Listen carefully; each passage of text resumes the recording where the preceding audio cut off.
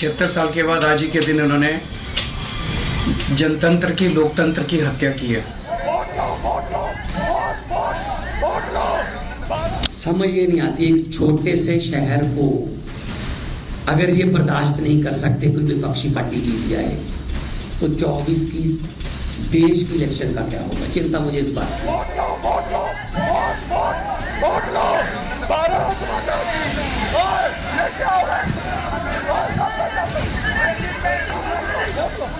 परंतु आज इंडी गठबंधन को, इस अनैतिक गठबंधन को एक और करारा तमाचा मिला है।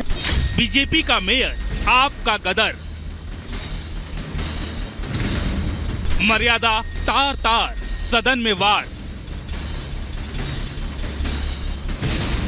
24 से पहले हार गया इंडी गठबंधन। अब हाईकोर्ट से गुहार, बचा लो सरकार। ये हंगामा, ये गदर और ये बौखलाहट।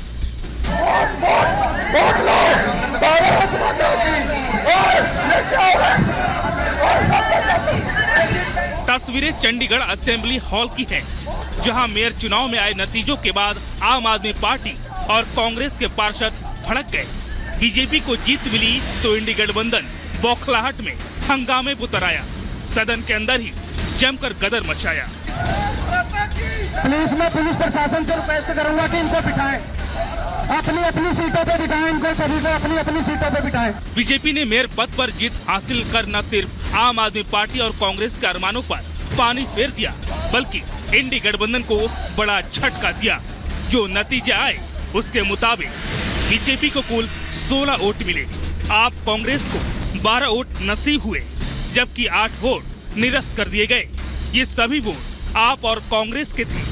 वोटें हमें हुई हैं, हमारे काम को देख के हुई है। हमारे देश के जो प्रधानमंत्री श्री नरेंद्र मोदी जी कर रहे हैं हमारे देश के लिए, उनके कामों से भावुक होके इन जो काउंसलरों ने हमें वोट पाई है, तो मैं उन सभी काउंसलरों का धन्यवाद करता हूँ। अपने भाजपा को, जेपी नड्डा जी को, अपने देश के प्रधानमंत्री श्री नरेंद्र मोदी जी को, मैं सबको धन्यवाद दूंगा और अपनी भाजपा पूरे परिवार को। यार लोकतंत्र की हत्या हुई है यार, इंसाफ मिलेगा।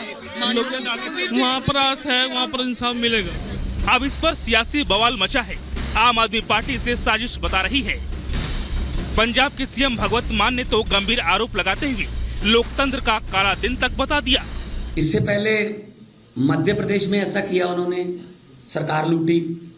कर्नाटका में भी ऐसा कर चुके हैं, गोवा में भी ऐसा कर चुके हैं, महाराष्ट्र में ऐसा कर चुके हैं, नॉर्थ ईस्ट स्टेटों में करते रहते हैं। तो ये उनकी पुरानी आदत है। चंडीगढ़ से अच्छी खबर की उम्मीद लगाए बैठे अरविंद केजरीवाल को झटका लगा, तो अब केजरीवाल और इंडी गठबंधन बेईमानी और धांधली के आरोप लगा रहे हैं। एक तरह से लोकतंत्र के लिए आज काला दिन है। जिस तरह से इन्होंने गुंडागर्दी करके, सरेआम बेईमानी करके, और किस्मत से वो उनकी बेईमानी जो है वो वीडियो में कैप्चर हो गई। वो पूरा देश आज सोशल मीडिया के ऊपर और मीडिया के ऊपर देख रहा है कि किस तरह से इन्होंने वोटों की चोरी की है और इन्होंने जबरदस्ती चंडीगढ़ के अंदर अपना मेयर बनाया है। इंडी गठबंधन को उम्मीद थी चंडीगढ़ मेयर का चुनाव जीतेंगे तो लोकसभा में मोदी को भी मात देंगे, लेकिन जब रिजल्ट आया तो इंडी अलायंस की चेहरे की रौनक ही गायब हो गई। अब गठबंधन के नेता पानी पी पी कर कोस रहे हैं। कांग्रेस नेता पवन बंसल और सपा अध्यक्ष अखिलेश यादव जमकर बरसे, तो बीजेपी से बौखलाहट बता रही है। हमें तो पता ही है कि आम आदमी पार्टी और कांग्रेस पार्टी एक दूसरे के जानी दुश्मन है। पंजाब में एक थी कांग्रेस, एक था जोकर। इस प्रकार की बातें करना, पता नहीं अंदरूनी रूप से एक दूसरे को धोखा दे दिया, बिट्रे कर दिया। अब ये लोग, इंडी गठबंधन के लोग अब हारे हैं। एक और झटका मिला है, ममता दीदी के झटके के बाद बंगाल में, नीतीश बाबू के झटके के बाद बिहार में। तो अब हो सकता है ये सारे लोग मिलकर कहेंगे कि इलेक्शन ही खराब हो गया, इलेक्शन ही प्रोसेस ठीक नहीं था। ये तो बार बार राग अलाते ही हैं, परंतु आज इंडी गठबंधन को, इस अनैतिक गठबंधन को एक और करारा तमाचा मिला है। जो मेयर के चुनाव में तो पार्षद वोट देते हैं, अब पार्षदों ने चुन लिया तो उसका स्वागत होना चाहिए। राघव चड्ढा जी अपने लोगों को बात करें कि उन्होंने क्यों नहीं वोट दिया, क्यों गलत किया, ये तो उनकी बात है। जो जीत गए हैं वो पार्षदों के वोट से जीते। ये सिर्फ और सिर्फ जो है एक षड्यंत्र है और एक बहुत ही घटिया राजनीति है। इससे ये भी समझ में आता है कि भारतीय जनता पार्टी किसी भी हद तक छोटे से छोटे चुनाव को जीतने के लिए गिर सकती है।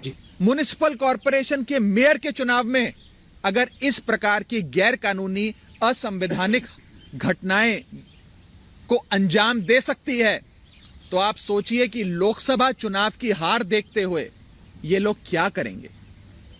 क्या भाजपा इस देश को नॉर्थ कोरिया बनाना चाहती है कि इस देश में चुनाव ही ना हो? सच्चाई है, हमें कहना होगा कि इस वक्त उस मेयर को माना नहीं जा सकता।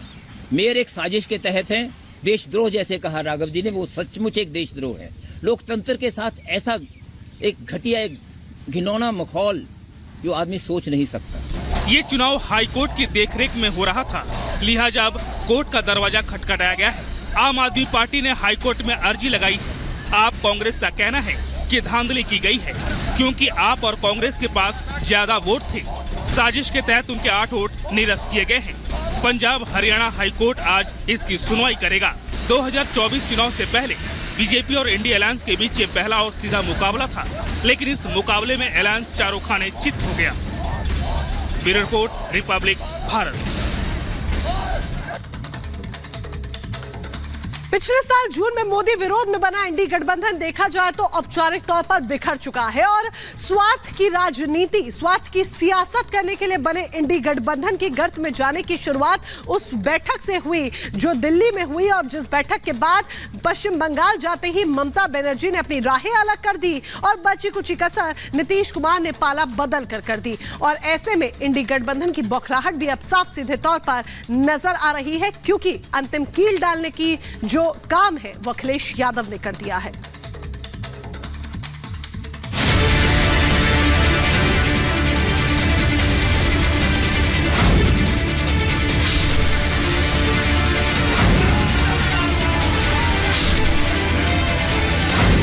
दो 2024 का चुनावी माहौल जैसे जैसे परवान चढ़ रहा है, दावपेच और शहमात का खेल तेज होता जा रहा है। टीम मोदी 400 पार के लक्ष्य को लेकर आगे बढ़ती जा रही है तो मोदी विरोधियों के पसीने छूट रहे हैं। यूपी से बिहार और बंगाल से झारखंड तक हर मोर्चे पर इंडी गठबंधन मानो फेल होता जा रहा है। राहुल गांधी को एक ही चीज कहना चाहिए, वो इंडी महागठबंधन के लिए अशुभ साबित हुए।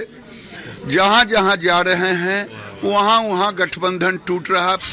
इंडी गठबंधन को नीतीश कुमार छोड़कर चले गए। कई नेताओं पर भ्रष्टाचार में गिरफ्तारी की तलवार लटकी है। पहले चुनावी टेस्ट में भी मोदी के विरोधी फेल हो गए और यूपी में भी इंडी गठबंधन को एक झटका लगा है क्योंकि लोकसभा चुनाव से करीब 2 महीने पहले ही गठबंधन में सीट शेयरिंग फाइनल न होने के बावजूद समाजवादी पार्टी ने उत्तर प्रदेश में उम्मीदवारों का ऐलान कर दिया है। सपा ने 16 लोकसभा सीटों पर प्रत्याशियों की सूची जारी कर दी है। अखिलेश ने इस लिस्ट में अपने परिवार को प्राथमिकता दी है क्योंकि मैनपुरी से उनकी पत्नी डिम्पल यादव ही चुनाव लड़ेंगी और बदायूं से उनके भाई धर्मेंद्र यादव को टिकट दिया गया है तो फिरोजाबाद से अक्षय यादव को उम्मीदवार बनाया गया है और संभल से शफीकुर रहमान बर्क प्रत्याशी होंगे। इनको मिलाकर कुल 16 ऐसे लोग हैं जिनको सपा की पहली लिस्ट में